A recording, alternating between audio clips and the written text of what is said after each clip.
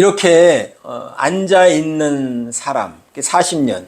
이 40년은 우리가 늘 이야기하지만 그 베데스다 연못에 있었던 사람 38년, 40년이죠. 그리고 모세가 광야에서 양치기 한 것도 40년. 40이라는 숫자가 그런 의미입니다. 하나님께서 역사하시는 때까지 채워야 하는 시간.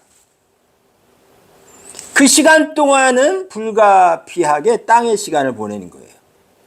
그 시간이 차지 않으면 우리는 하나님께서 준비하신 것이 아직 보이지 않기 때문에 때로는 원망하기도 하고 포기하기도 하고 그렇지 이렇게 사는 거지 좌절 낙심하기. 그곳에서 우리가 40년간 있으면서 삶을 어떻게 사느냐, 그 모습이 이제 저와 우리들의 살아가는 모습이기도 합니다.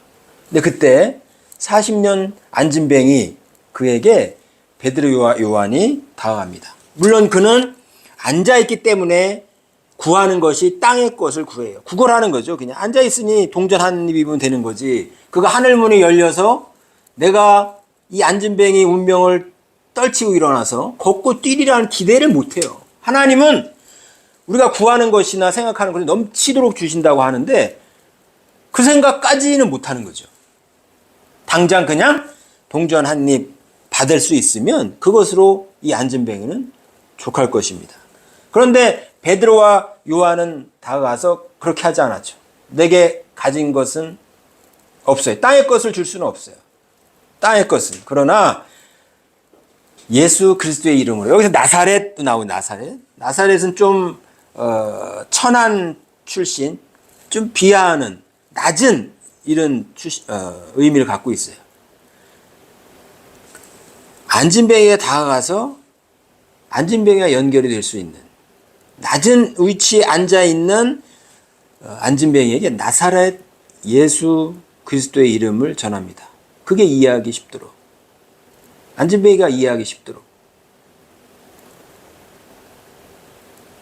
그래서 나사렛 예수 그리스도의 이름으로 명하노니 일어나 걸어라. 선포를 하는 거죠.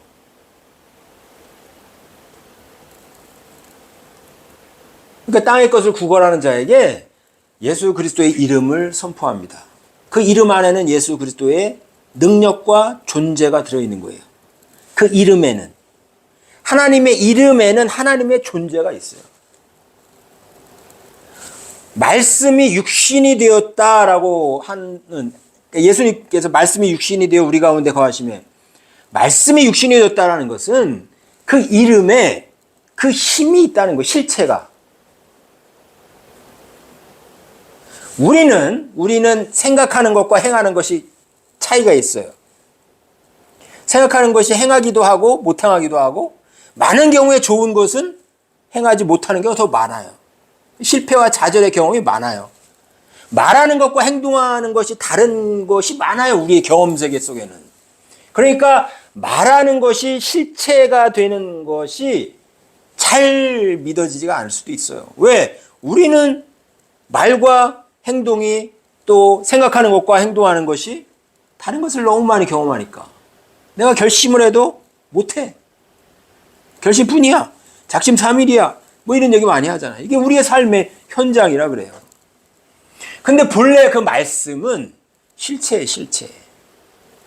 그러니까 말씀이 육신이 되고 그것은 원래는 한 덩어리였어요. 근데 우리에게는 그것이 한 덩어리가 아닐 뿐, 그것이 선악과요, 죄악에 갇혀있는 우리의 모습인 거죠.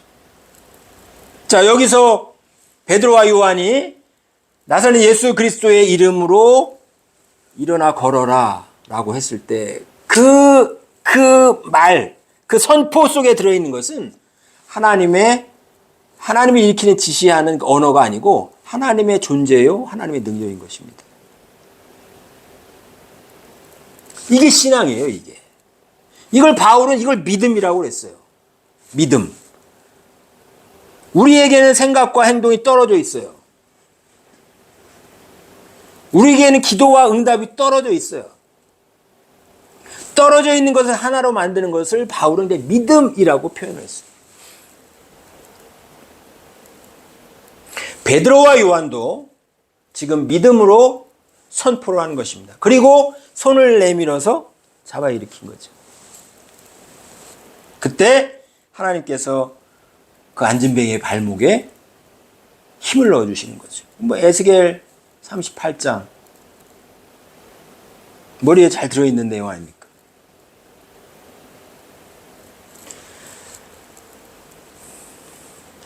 자, 베드로와 요한은 안진뱅이에게 예수 그리스도의 이름을 주어서 그가 일어나도록 했습니다.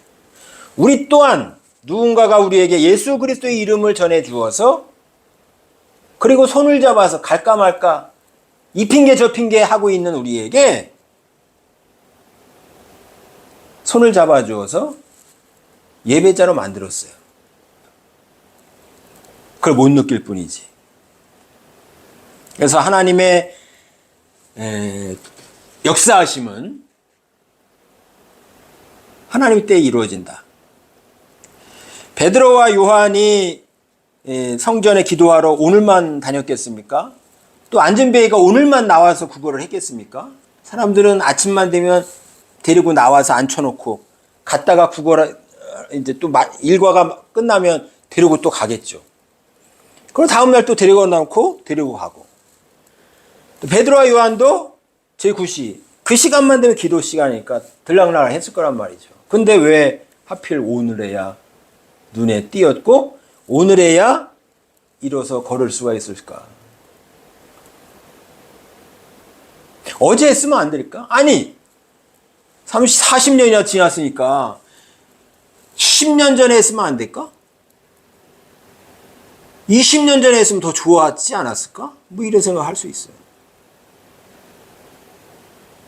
아니 하나님 내가 원하는 거 하나님께서 들어주신다라고 해서 나는 하는데 안 돼. 지금 들어주시면 안 돼요? 왜? 언제까지 기다리라는 거죠? 이런 생각을 많이 하잖아요. 근데 지금 40년이 돼서 일어나 걸었다라는 것. 이 40년이 하나님의 때라는 겁니다. 하나님의 때. 모세가 이제 그 애굽에서 광야로 도망을 가서 하나님을 만날 때까지 40년. 나그네 생활이라는 그 한마디 속에는 여러 뉘앙스가 다 들어있잖아요. 여러 뉘앙스가. 기다리다가, 근데 안 되나 보다. 포기했다가, 그냥 뭐 이렇게는 살지 뭐. 아들을 낳았어, 게르손. 이방의 객이 되었다. 내가 무슨 삶의 주인은 무슨 주인. 그냥 얹혀 사는.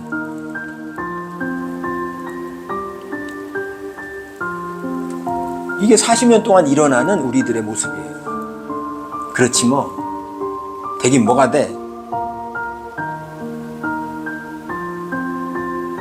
근데 하나님은 그런 시절, 그런 시간, 그런 과정을 통해서도 하나님의 때가 무르익기를 기다려요. 그 모세에게 어느 날 다 포기하고 있을 때 이제 뭐 40년간 왕자로서 살았던 모든 것 그게 무슨 소용. 내가 양치로 사는데 그게 뭐 애굽의 그 언어가 무슨 법이 무슨 그게 뭔 소용이 있겠어. 통치 철학 뭐 이런 게 뭔 소용이 있겠어. 그 양 데리고 아침에 나가서 풀띠 끼고 돌아오고 이런 거 하는 건데. 근데 그럴 때 어느 날, 그걸 40년이 지났다 그러죠. 어느 날 하나님이 나타나십니다. 특별한 곳에 나타난 게 아니고 맨 양치로 왔다 갔다 하는.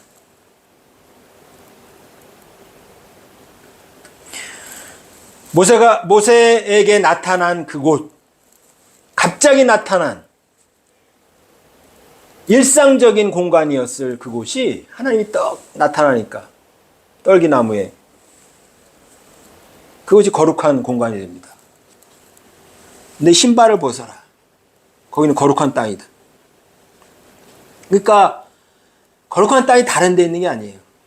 내가 있는 곳, 그곳이 하나님이 임하시면 거룩한 땅인 거예요.